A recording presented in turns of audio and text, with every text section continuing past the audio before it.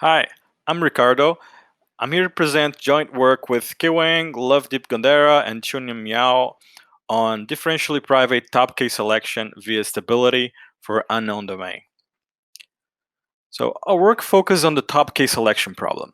For example, let's say you have a histogram of counts of products where on the x-axis you have products and on the y-axis you have number of purchases of each product. So you want, for example, to retrieve the top 10 most popular products in terms of number of purchases.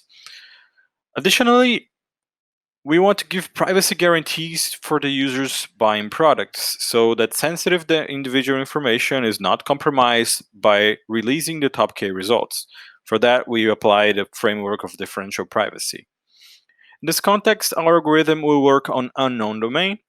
The scenario was first explored by Durfee and Rogers, and it means that we do not use any additional or structural knowledge of the domain to help with the selection. Just briefly introduce differential privacy, we need to first define neighboring datasets. So we say that two datasets D and D prime are neighbors if they differ in the addition or removal of one user's data.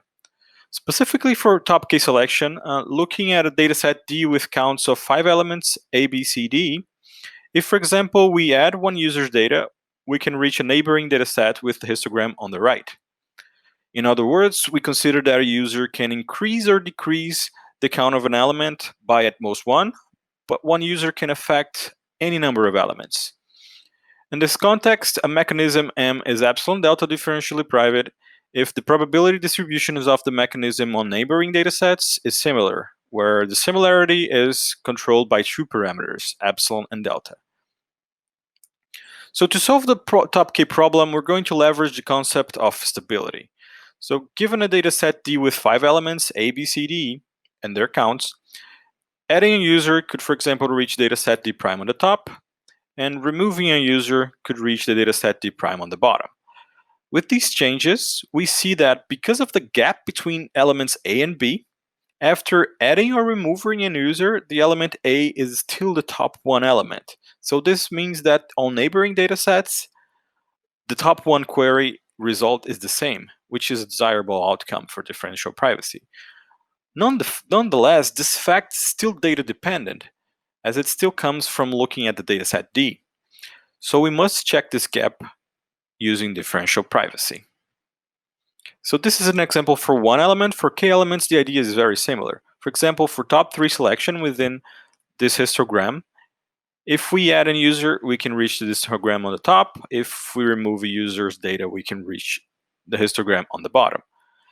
Here, in this case, the gap between the elements C and D gives stability for the top 3 elements.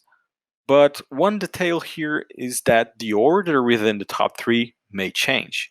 So for example, if when we add users data, we also add a count of 1 to element B, then even though the top 3 is still the same, A, B, C, B would be changed from second to first position.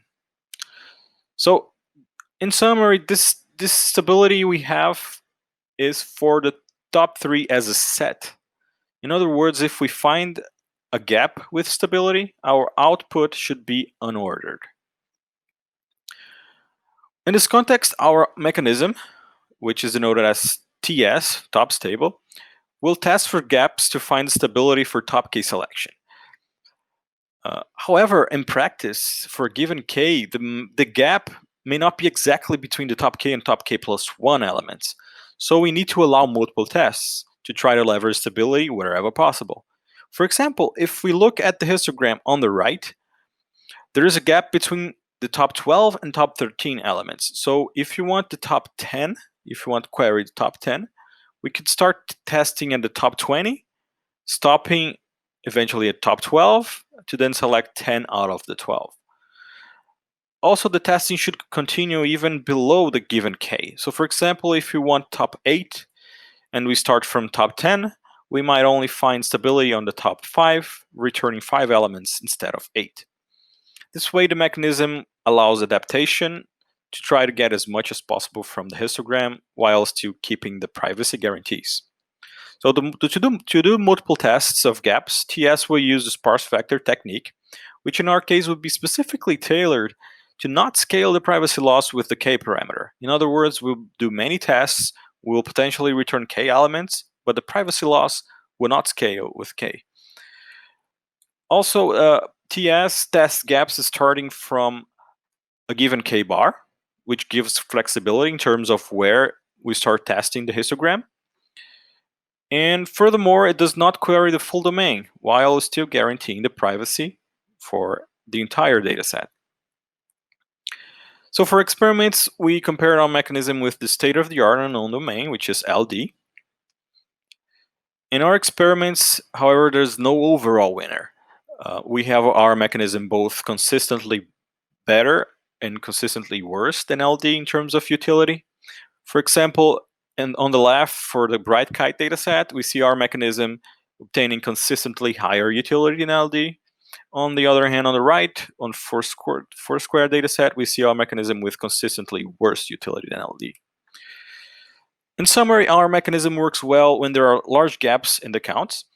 For example, that is the case for the Koala dataset, where you can see on the left, our mechanism easily outperforms LD for k smaller than 60. Another important result for TS is that since we do not scale the privacy loss with the parameter k, there will always be some k that our mechanism will have better utility than LD.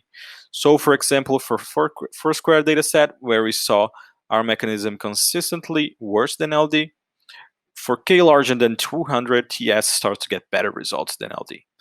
This makes our mechanism a good choice for large k, and also for datasets with large gaps on the histogram, as it will efficiently look for these gaps to find stability and potentially achieving high utility. So our mechanism for differential private top k selection is a novel construction combining the sparse vector technique and stability. This can be applied to general queries as just general framework and is of independent interest. It allows high utility on stable sets with existing gaps, and the privacy loss does not scale with the k parameter. Finally, it works on unknown domain, so it queries just a subset of the data, while still giving the privacy guarantees to the full dataset. The paper and the code are publicly available, and thank you very much.